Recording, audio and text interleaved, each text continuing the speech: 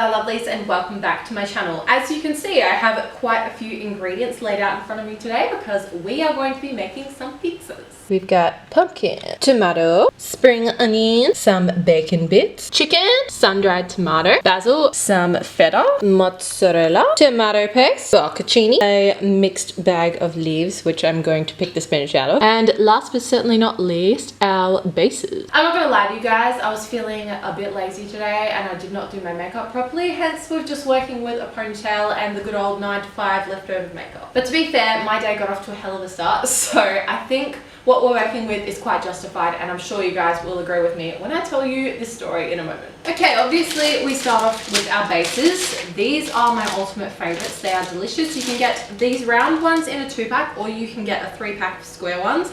I haven't actually used the round ones before, but I'm very excited to because I have round pizza trays. So obviously when I normally use the square ones, it's a bit interesting.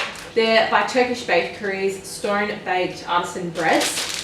Absolutely delicious. My go-to pizza bases. I'm making 2 different kinds of pizzas today. I'm making a chicken and pumpkin and feta kind of one, and then a classic margarita because that is my personal favorite. Cool, there's my 2 pizza bases. First of all, we are going to want to get our lovely little tomato paste and open one of those up and put it all over the base.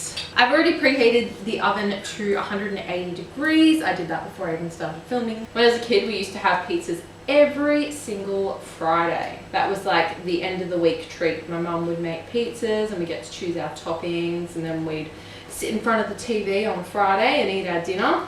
My sister and I would sit at the coffee table on the ground so that we'd have a little table in front of us, and then my parents would sit on the couch and we'd usually watch a movie together. That was pretty much just what we did on a Friday, really.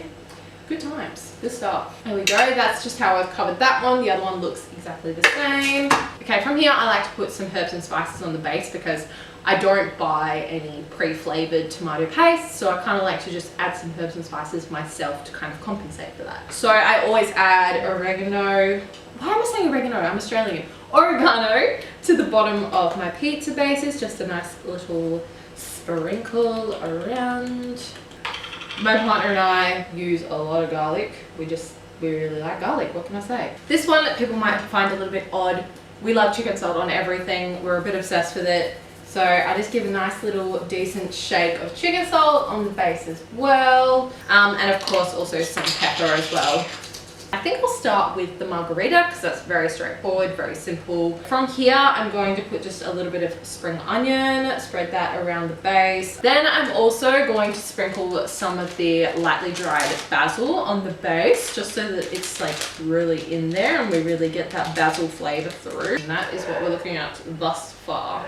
And then from there, I like to sprinkle a little bit of cheese on the base of the pizza. Just a little bit because the main amount is going to go on the top. Okay, now for the tomato, just going to spread that around the entire pizza, make sure it's nice and covered. Anyway, you guys are probably wondering why my day got off to such a crazy start. Pretty much I had a minor car accident and it was not my fault, okay? And I mean that seriously. Pretty much what happened was I was heading towards a light on a street near my house. Traffic light was green, so that's where my eyes were. And a car decided that it wanted to just go straight across the road in front of me. So obviously I slammed on the brakes, but that did not stop me from hitting the side of her car. So the front of my car currently has some nice damage to it. Paint's a bit chipped, it's a little bit dented. When I got out of the car, we pretty much just pulled into this car park of a little deli, which she was obviously already trying to get to. And yeah, when she got out of the car, she was pretty ready to start yelling at me. And I was like, whoa. Yeah, she's like, didn't you see me? And I was like, no, not really. And then she's like, oh yeah, great, you didn't see me. And I was like, well, did you see me? And then, you know, she's like, oh, it's so hard to see around here. And I was kind of like, look, I don't know why you're getting all stroppy at me. I don't know why you're yelling, because I wasn't yelling, I was just speaking calmly, because obviously in these situations emotions do get heightened and shock kicks in, so I want to give her the benefit of the doubt anyway. You know, she was like, oh, I'm sorry, like it's just because this is the second time I've been in a car accident over like the past 2 weeks. And I was like, secretly in my head like, so that explains a lot. Anyway, so I was just trying to be chill and nice because, you know, accidents happen. Getting grumpy and upset and like shitty at her is not going to change what's already happened. So I I was pretty chill about it considering, but you know, I filed a claim this afternoon and it wasn't my fault, so it's just a bit of an inconvenience really. What can you do, right? I feel like it's probably worth mentioning because I don't actually think anyone ever told me, but when you get into a car accident, there are things that you should definitely do. Well, obviously if anyone's injured, you want to call an ambulance and the police, but if it's just a light ding up, then you kind of don't really get told what you should be doing. So in case anyone doesn't know, you're going to want to grab the other person's contact details, their insurance details if they have them, a photo of their license, a photo of any of the damage to the vehicles, and their registration, so a photo of their number plate. Do people really know what to do in this situation? I think it's probably quite important to talk about it really. Anyway, a margarita pizza is obviously very simple, as I said before. So I've just finished putting the cheese on top and I've randomly decided I'm going to put another sprinkle of basil. As for the fresh basil, I put that on after, so that's really nice. If you put it on during, it kind of loses its flavor a bit more, so fresh is definitely the way to go. Now I'm getting the good old bocconcini. Damn, these are massive. I swear normally they're like half the size of this, but anyway, I rip it up, so you're just gonna want to rip it into maybe halves or quarters and just place it around your pizza. Bocconcini on pizza is just such a must for me. It's so delicious. It adds this really like creamy, stringy kind of texture to your pizza, and it's really quite delightful. Okay, with pizza number 1 all good to go, I'm gonna put that to the side and we can get started on the chicken one. Pizza number 2. So now I'm going to put the chicken on. Beforehand, I just cooked this. This is my own little secret that I like to do with pizzas.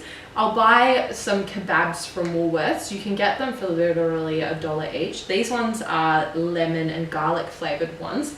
I just pull the chicken off, cook it in the fry pan, then put it on my pizza. So much easier. You don't have to worry about chopping it up. You don't have to worry about flavoring it. It's all already done for you. So it's really nice and easy to put it on your pizza. Okay, now that the chicken is on, I'm going to spread the bacon around. Just grab a little handful and just sprinkle it on. Now I'm going to put the pumpkin on because pumpkin is quite a hard vegetable, so it does take that bit longer to cook. I've never actually tried just putting it directly on the pizza without cooking it first. So if any of you have done that, please let me know if it cooks through properly because I'd be interested to know. I basically just cut this up beforehand, actually Braden cut up for me, and then boil it over the stove for like 5 to 10 minutes. This pizza's gonna be a hefty boy, hey, like it's already looking quite chonk. Now that the pumpkin is on, I did not flavor the pumpkin obviously because I was boiling it, so I do want a bit of flavor to go directly onto that pumpkin. Normally when I roast pumpkin, my go-tos are paprika, garlic, chicken salt and pepper. So I am going to be sprinkling a little bit of paprika very carefully because this packet is very open. Directly onto the pumpkin because it honestly, like paprika and pumpkin is just, it's great. So now that all of that is on, I'm going to have a dig through these leaves and try and find some just the spinach leaves because I was like, I could buy a whole new bag of just spinach leaves, but I had these ones sitting at home and I'm pretty sure they're getting closer to expiry. So I'm just picking out some spinach and chucking that on top of the pizza. Next, we've got the feta. Oh yeah, don't mind me dropping rubbish on the ground. Sometimes I forget that I'm being watched. Grab off that feta and sprinkle it around. Feta's on. Now we're going in with the mozzarella. Okay. Well, that's my 2 pizzas all done, so it's time to put them in the oven. I'm not gonna lie, I don't actually know how long I normally put them in the oven for. I pretty much just check them bit by bit. I'm gonna start with 20 minutes, but I'll keep you guys updated as to how long the overall cooking time is. Okay, now I'm gonna put them in the oven. I'm gonna start with the margarita, which is gonna go on the top shelf for now, and then the chicken can go on the bottom. And now we wait. Ladada. You cannot tell me that these do not look freaking glorious.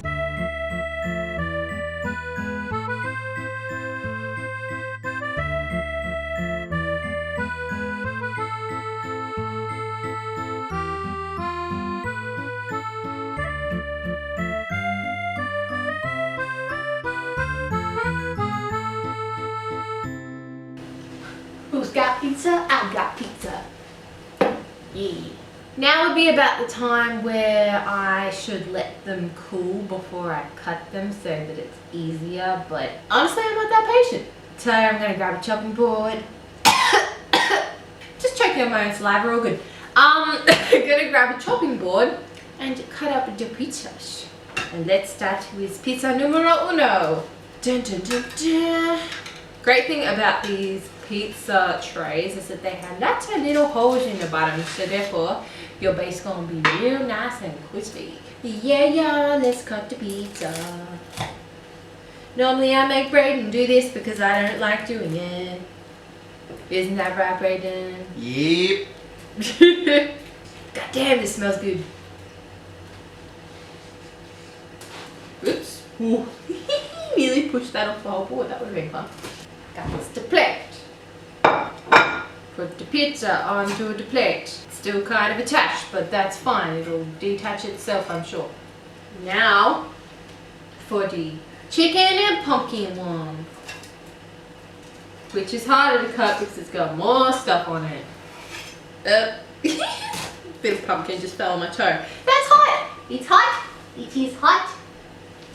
Toe pumpkin can go in the sink. I'm getting there, dudes. I'm getting there. I'm getting there. Go! No! Toppings going everywhere. Okay, they're on plates. This is good. We like this. And now I get to taste it. Wee-wee-wee! I'm gonna start with the one that's gonna be easier, which is the margarita. Oh wait, no! I can't try it without the fresh basil. Okay, it's falling apart, but that's fine.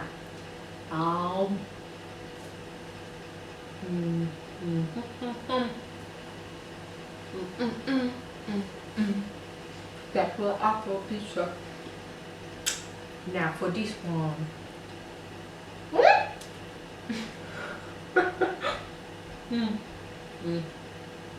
That bit of pumpkin literally just fell into the cradle of the basil. Yeah. Well, that's all from me today, lovelies. I've tried my pizza and now I want to get all of it in my tummy, so I'm going to go do that. If you enjoyed this video, please don't forget to give it a massive thumbs up and comment down below telling me what your favourite pizza toppings are. Also, let me know which one of these ones you'd rather eat. Don't forget you can hit subscribe down below to join our lovely Ladada family and hit that notification bell to be told when I bring out a new video. Anyway, it's time for me to go and eat my dinner, so each and every one of you go and have an absolutely wonderful, marvellous, fantastic, fabulous, awesome day, and I will see you next time. Ladada, love ya!